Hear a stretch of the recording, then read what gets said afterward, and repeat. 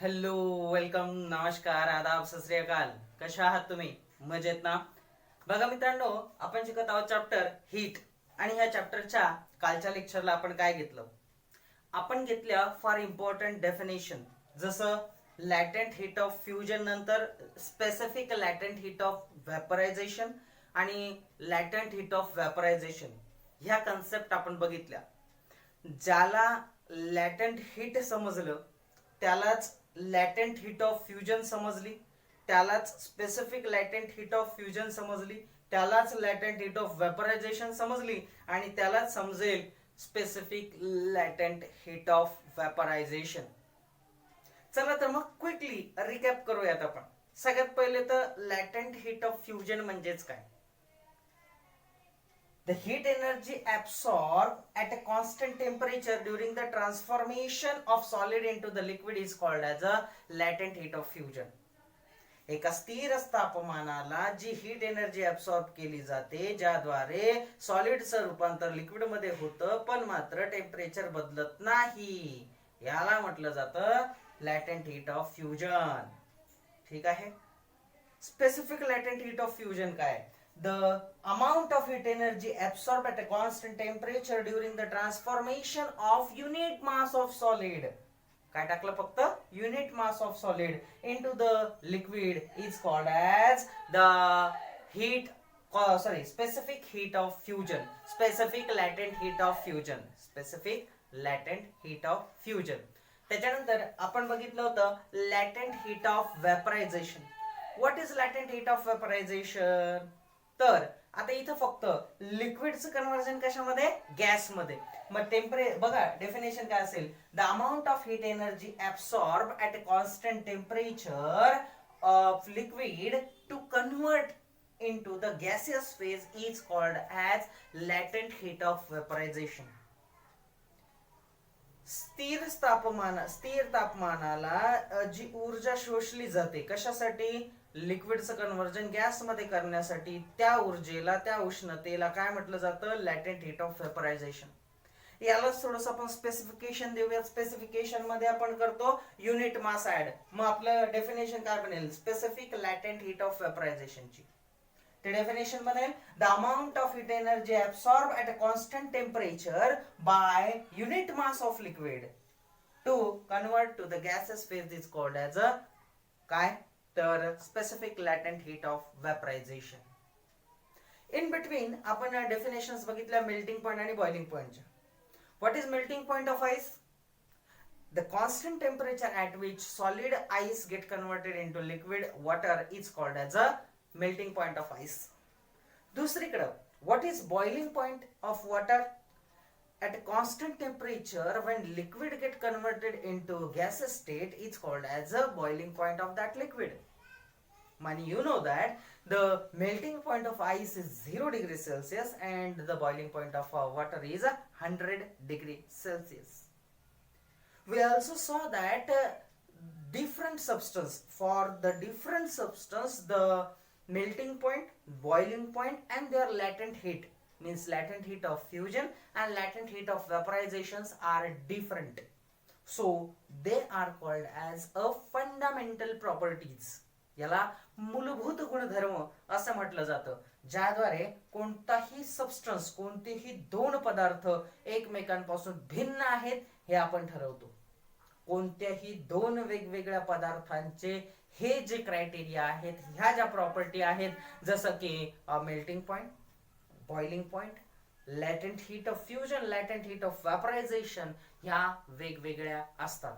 आता हे डिपेंड असतं कशावरती? तर ऍटमॉस्फिअरिक प्रेशरवरती, है ना. ह्या ज्या व्हॅल्यू आहेत ह्या ऍटमॉस्फिअरिक प्रेशर वरती डिपेंड असतात. If atmospheric pressure is changing, this values are also changing. ठीक आहे. तर मग कालच्या लेक्चरला आपले बघून झालं. आपण त्याच्यानंतर यूज युअर ब्रेन पॉवर मध्ये दोन क्वेश्चनही घेतले होते की आतापर्यंत जे आपण बघितलं की सॉलिड टू लिक्विड आणि लिक्विड टू गॅस कन्व्हर्जन. मग ही जी लॅटेंट हीट आहे ही प्रॉपर्टी गॅसेस टू लिक्विड आणि लिक्विड टू सॉलिड मध्ये कन्व्हर्ज होत असताना सुद्धा उपयोगात येते का? तर त्याचं उत्तर आहे हो, ती ऍप्लिकेबल आहे when gas is converted into liquid आणि liquid is converted into solid. But ह्या कंडिशन मध्ये काय होतं की कंडिशन मध्ये हीट ही इव्हॉल्व केली जाते सराउंडिंग मध्ये. सॉलिड टू लिक्विड मध्ये कन्व्हर्ट होण्यासाठी हीट ऍब्सॉर्ब केली जाते, तर लिक्विड टू सॉलिड मध्ये कन्व्हर्ट होण्यासाठी हीट इव्हॉल्व केली जाते, हीट बाहेर सोडली जाते सराउंडिंग मध्ये. एवढाच काय तो काय हे फरक आहे. चला त्याच्यानंतर आजच्या लेक्चरला आपण बघणार आहोत पुढची कन्सेप्ट आपली, ती म्हणजेच रिजिलेशन. रिजिलेशन म्हणजे पुनर्हिमायन. काय आहे पुनर्हिमायन? तर बघा, कधी तुम्ही उन्हाळ्याच्या दिवसांमध्ये जो गोळ्यावाला असतो त्याच्याकडे कधी बर्फाचा गोळा खाल्लाय का तुम्ही? आजकाल खूप फेमस आहे बघा, की बर्फची लादी असते, त्याचा तुकडा पाडला जातो, त्याला मशीन मध्ये ठेवलं जातं, त्याला किसलं जातं आणि त्याचा बारीक चुरा बनवला जातो. त्या चुऱ्याला तो घेतो आणि असा हाताने किंवा एका ग्लास मध्ये टाकून दाबतो आणि त्याच्यानंतर त्याच्यामध्ये एक काडी टोचतो आणि त्याच्यावरती नंतर तो वेगवेगळे रंग त्याचे जे बनवलेले असतात आहे ना, ते रंग टाकतो आणि तो आपल्याला तो गोळा देतो, आईस गोळा. आता ह्या प्रोसेस मध्ये तुम्ही बघा की सगळ्यात पहिले तर बर्फ किसला जातो, म्हणजे त्याचा बारीक भुगा तयार केला जातो आणि त्या बर्फाला हवा तो आकार दिला जातो प्रेशराईज करून. तुम्ही जर तो बर्फ किसला आणि असा मुठीत धरला तर त्याला मुठीचा आकार प्राप्त होईल, म्हणजे तो पुन्हा एकदा सॉलिड स्टेट मध्ये येतो. मग कसं काय एखादी वस्तू ही सॉलिड मधून लिक्विड मध्ये कन्वर्ट होते आणि लिक्विड मधून पुन्हा सॉलिड मध्ये कन्वर्ट होते, हे की नाही? मग लिक्विड मधून सॉलिड मध्ये कन्वर्ट होण्याच्या ह्या प्रोसेसला रिजिलेशन म्हणतात, पुनर्हिमायन असं म्हणतात. काय म्हणतात? पुनर्हिमायन. म्हणजे जो गोळ्यावाला करतो ना, तो बर्फासोबत चुरा करून पुन्हा त्याला प्रेशर देऊन जे बर्फ बनवला जातो त्याला म्हणतात रिजिलेशन. ठीक आहे. रिजिलेशन समजून घेण्यासाठी आपल्याला एक ऍक्टिव्हिटी सुद्धा करायची आहे, प्रयोग सुद्धा करायचा आहे. तर बघा तुमच्या स्क्रीन वरती कसं दिलेलं आहे regelation. Please see on your screen. Rigilation, पुनर्हिमायन. You may have seen a preparation of an ice ball. First, an ice slab is shredded. Shredded चा अर्थ होतो पिसणे किंवा त्याचा भुगा करणे. And then it shredded. This shredded ice is pressurized around the tip of the stick to prepare the ice ball. How does the shredded ice convert into the solid ice ball? If two small pieces of the ice are taken and pressed against each other, for a while they stick to each other. Why does this happen? And this is all happened because of the process rigilation. Try this. Take a small slab of ice, a thin wire with the two identical weights. Activity मध्ये बघा तुम्हाला diagram दिसते आहे. तुम्हाला एक बर्फाची लादी घ्यायची आहे, एक बारीक तार घ्यायची आहे आणि या ताराच्या दोन्ही टोकांना तुम्हाला समान वजन बांधायचे आहेत. कितीची बांधा? 50 ग्रॅम, 100 ग्रॅम, आयडेंटिकल असावी ती. त्याच्यानंतर ऍक्टिव्हिटी मध्ये बघा, put a slab ice on a stand as shown in the figure 5.3. Second, hang two equal weights to the two ends of the metal wire and put the wire on the slab as shown in the figure. What do you observe? It is observed that the wire gradually penetrates in the ice slab. After a some time, the wire comes out of the lower surface of the ice slab. However, the ice slab does not break. How does this happen? त्याच्यानंतर बघा underline केलेली आहे red line. Red लाईनने जे underline केलेलं आहे ते आहे रिजिलेशनचे definition. The phenomenon in which ice converts to liquid due to the applied pressure and then reconverts into the ice once the pressure is removed is called as a rigilation. Rigilation म्हणजेच काय? तर the phenomenon in which ice converts into the liquid due to the applied pressure. बर्फाचं पाण्यामध्ये रूपांतर होणं कधी? Pressure apply केल्यानंतर, आणि पुन्हा त्या पाण्याचा बर्फ होणं कसं काय? तर प्रेशर रिलीज झाल्यामुळे. ह्या प्रोसेसला म्हटलं जातं रिजिलेशन म्हणजे पुनर्हिमायन. The melting point of ice become lower than 0 degrees Celsius due to pressure. This means that 0 degree Celsius. At 0 degree Celsius, the ice gets converted into water. As soon as the pressure is removed, the melting point of is released to 100 degrees Celsius and water gets converted into the ice again. बघा मित्रांनो, आपल्याला दिलेल्या activity मधून काय दिसतं? सगळ्यात पहिले तर आपण बघितलं की गोळ्यावाला बर्फाचा जो गोळा बनवतो तो बर्फाचा गोळा कसा बनवतो. बर्फ पिसल्यानंतर त्याचा भुगा झाल्यानंतर जेव्हा त्याच्यावरती प्रेशर अप्लाय केलं जातं तेव्हा तो बर्फ पुन्हा एकमेकांना चिटकतो, ते पार्टिकल्स, आणि त्याच्यापासून सॉलिड आईस तयार होतो. किंवा आपल्या रेफ्रिजरेटर मध्ये जेव्हा तुम्ही बर्फ बनवता ते बर्फ तुम्ही जे दोन पीस जर काढले, दोन तुकडे जर घेतले आणि त्यांना जर एकमेकांना चिटकवलं आणि त्याच्यावरती थोडासा दाब दिला तुम्ही काही वेळासाठी, तर तुम्हाला असं दिसेल की ते दोन्ही बर्फाचे तुकडे एकमेकांना चिकटतात, ते एकजीव होतात. कसं काय असं होतं? तर ही जी प्रोसेस आहे ही आहे रिजिलेशन. मग प्रेशर दिल्यानंतर नेमकं असं काय होतं? तर त्याच्यासाठी आपण केली एक ऍक्टिव्हिटी. याच्यासाठी तुम्हाला पाहिजे एक आईस स्लॅब, एक बर्फाची लादी हवी तुम्हाला. बऱ्यापैकी जाडीची ती बर्फाची लादी घ्या आणि ती टेबल वरती ठेवा. त्याच्यानंतर एक लांब वायर घ्या. ती वायर तांब्याची असू द्या किंवा अल्युमिनियमची वायर असू द्या. त्याच्या दोन्ही टोकांना तुम्हाला समान वजन बांधायचं आहे, समान वस्तुमान तुम्हाला त्याला बांधायचं आहे. त्याच्यानंतर हळूच त्या लादीच्या मधोमध जसं आकृतीत दाखवलेलं आहे तुम्हाला ते जे आयडेंटिकल वेट वाली वायर जी आहे ती ठेवायची आहे. आता अर्थात होईल काय की ती जी आयडेंटिकल वेट वाली वायर आहे ती प्रेशर अप्लाय करेल. कशावरती? बर्फाच्या त्या लादीवरती जिथं ती ठेवलेली आहे मधोमध.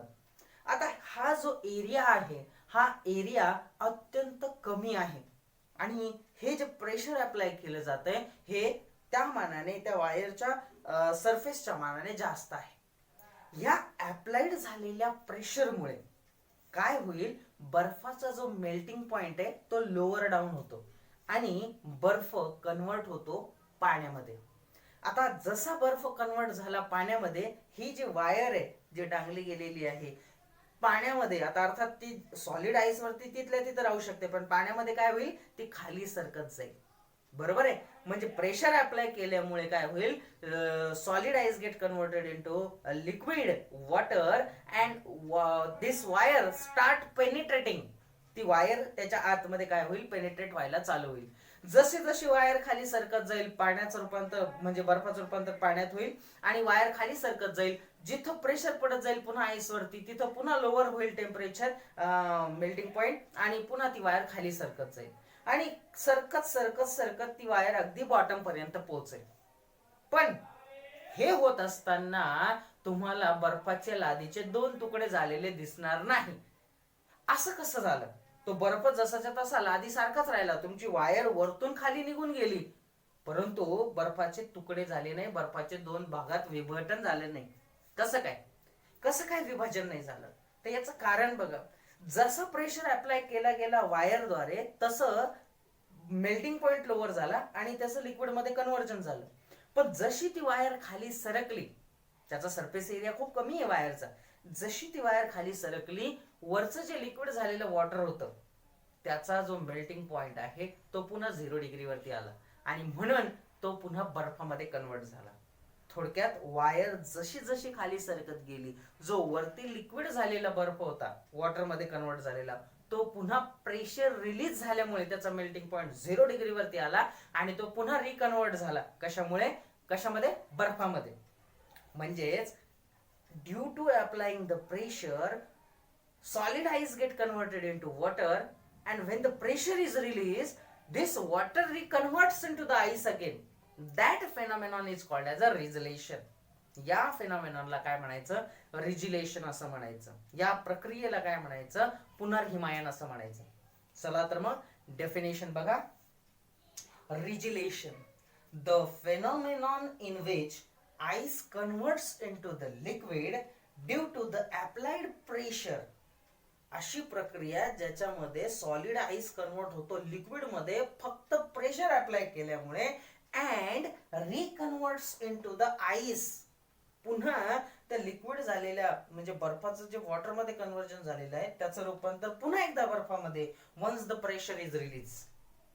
जेव्हा तो दिलेला प्रेशर आहे तो रिलीज केला जातो तेव्हा तो पुन्हा कशामध्ये कन्वर्ट होतो, बर्फामध्ये. आणि ह्या प्रोसेसला म्हटलं जातं रिजिलेशन. या प्रोसेसला म्हटलं जातं पुनर्हिमायन. हे आपण आकृतीद्वारे शिकलो, एक एक्सपेरिमेंटद्वारे शिकलो. घरी सुद्धा तुम्ही हा प्रयोग करून बघायला हरकत नाही. तर ही होती प्रोसेस रिजिलेशन. याच्यानंतर आहे यूज युअर ब्रेन पॉवर मध्ये काही क्वेश्चन्स आपल्यासाठी. Please see the question. Use your brain power. In the above experiment, the wire moves through the ice slab. However, the ice slab does not break. Why? Second question, is there any relationship between latent heat and the regelation? And third question, you know that as we go higher than the sea level, the boiling point of water decreases. What would be the effect on the melting point of solid? बघा, 3 प्रश्न इथे विचारलेले आहेत. पहिला प्रश्न की ती तार जिला तुम्ही वेड बांधलेले होते ती बर्फातून खाली गेल्यानंतर सुद्धा बर्फाच्या लादीचे 2 तुकडे झाले नाही का? कारण हे आहे प्रेशर जोपर्यंत अप्लाइड होतं तोपर्यंत आईसचा मेल्टिंग पॉइंट कमी झाला, तो 0 पेक्षा बिलो गेला आणि त्याचं कन्व्हर्जन लिक्विड मध्ये झालं, ती वायर आतमध्ये गेली. पण जसा वरचा प्रेशर रिलीज झाला वायर आतमध्ये गेल्यामुळे तसं मेल्टिंग पॉइंट पुन्हा 0 वरती आला आणि काय झालं, तो पुन्हा आईस मध्ये कन्वर्ट झाला. म्हणून आईस स्लॅबचे तुकडे न होता काय झालं तर तो बर्फ तसाच्या तसा राहून ती वायर मात्र काय झाली, पेनेट्रेट झाली, ती बॉटमला येऊन टेकली. दुसरा प्रश्न असा आहे की is there any relationship between the latent heat and regelation? तर याचं उत्तर आहे yes. Latent heat and regelation यांचा संबंध आहे.